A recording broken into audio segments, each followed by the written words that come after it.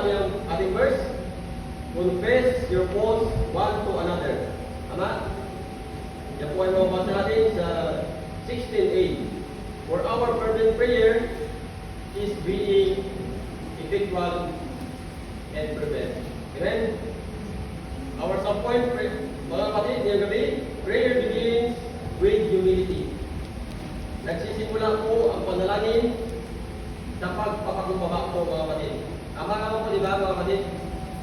Paano tayo dinigin ang ating Panginoon? If we cannot humble ourselves before God. Amen? Kaya po, sabi ni David sa Panginoon in the book of Psalm 66, verse 18, if I regard iniquity in my heart, the Lord will not hear me. Amen? Kung may kasalanan po sa ating puso, mga kapatid, hindi tayo maaaring mapakinggan ng ating Panginoon. Kaya po, sabi natin, first point, confession prepares the heart. So, prayer begins with humility. Amen? Tama po, mga kapatid. Our second point tonight, be unity affects our prayer life.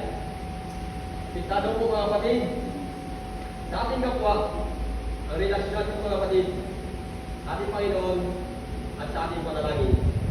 Kaya nga po, sabi ng Panginoon Jesus, sa taong ito, mga kapatid, in the book of Matthew 5:24, sabi niya, iwan mo muna roon sa harap ng dambana ang iyong hain. At imangon ka ng iyong lakad, magpagkasundo ka muna sa iyong kapatid. At kung magkagayoy, magbalik ka at ihandog mo ang iyong hain. So again, mga kapatid, prayer begins with humility. Ang marami po, di ba? Affects in our prayer life. What is the application here, mga kapatid?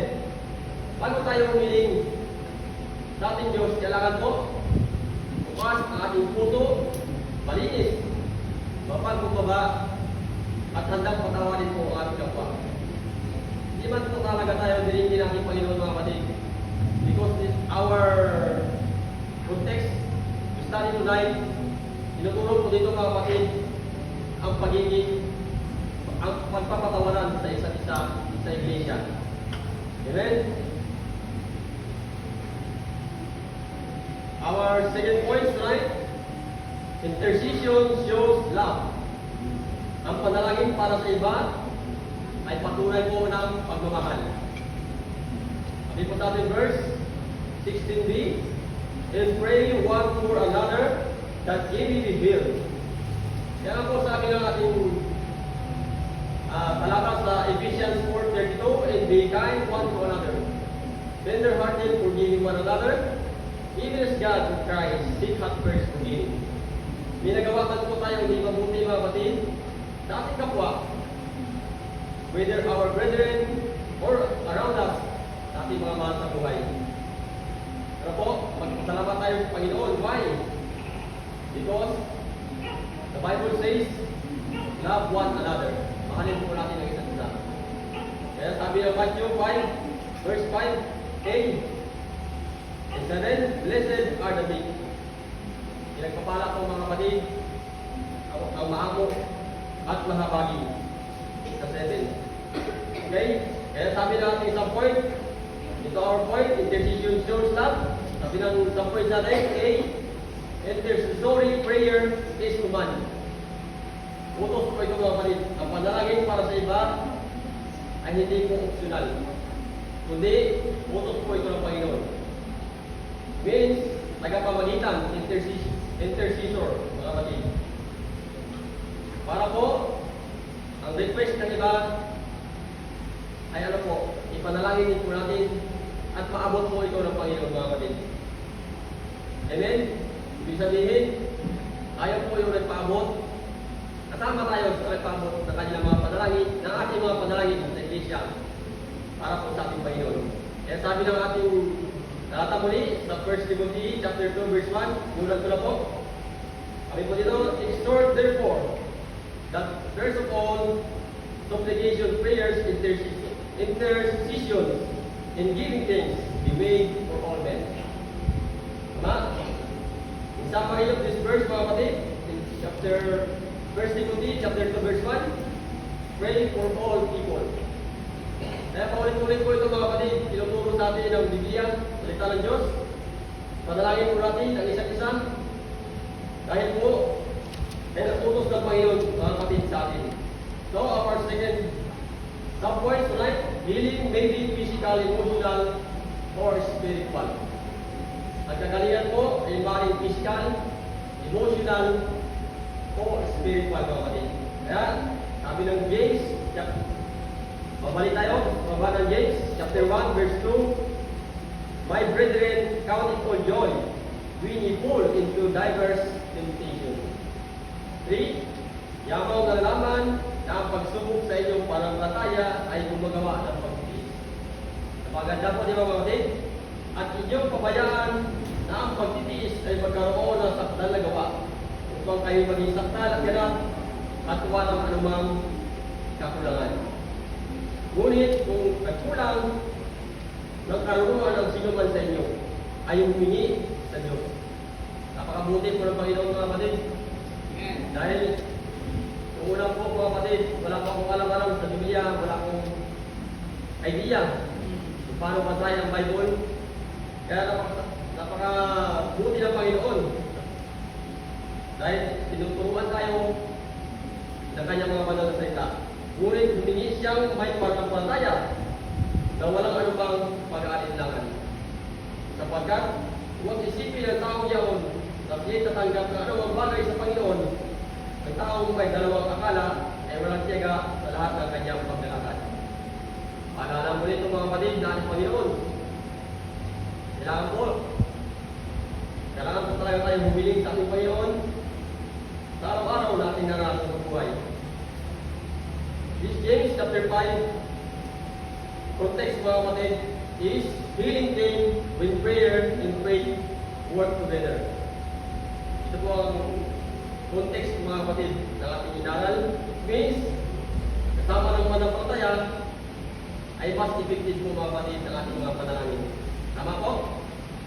So, sa regular po natin panalangin mga kapatid ay lagi po natin kung lahat ang mga mahal natin sa buhay ay kasama po natin sa pagdarasal regular. Sabi ko dito, kung sino po ang regular natin pinag-pray sa araw-araw, yun po ay narinig po natin Panginoon mga kapatid.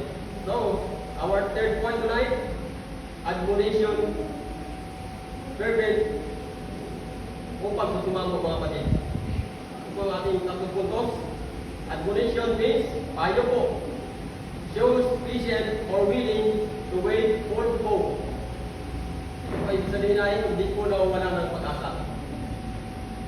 Amen? Kaya sabi natin, verse, chapter 5, verse 16, B, the effectual fervent prayer of a righteous man availeth much.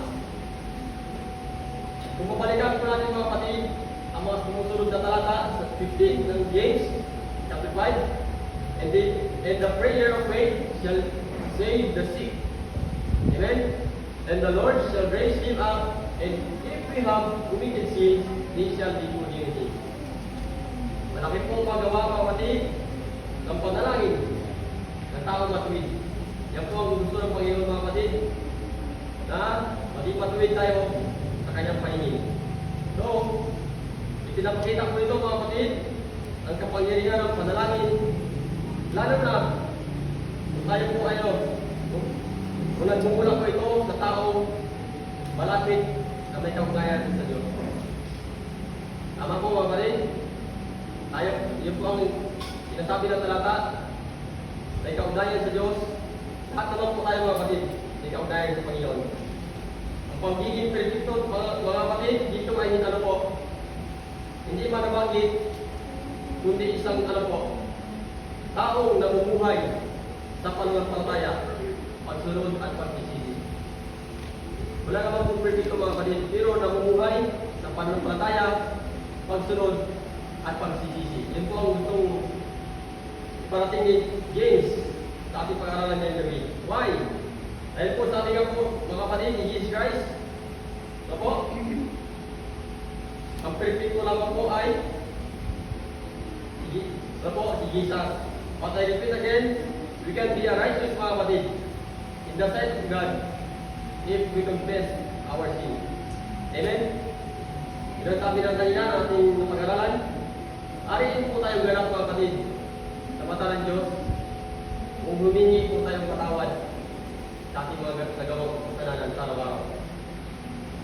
Sa susunod na verse po mga kapatid, na talata, sa 17 and 18, si Elijah po mga kapatid, ginamit din po ni James bilang halimbawa na po, dapat natin tularan at pakinggan mga kapatid.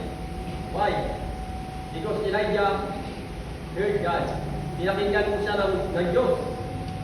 Sa talata ito mga kapatid, chapter 17 and 18. Why? Dahil po sa kanyang katapatan sa Panginoon. So, what is the principle of this, brethren? Ang panalangin, ano po? Ay hindi mahina o walang saysay. Ano po? Kapag ito po ay nagmula sa isang taong matulog. Amen?